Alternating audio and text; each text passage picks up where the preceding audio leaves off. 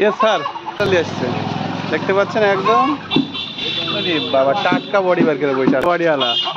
এই যে দেখেন এইভাবে এভাবে এরা এই দোকানে ও দোকানে ব্রয়লার দিয়ে বেড়ায়।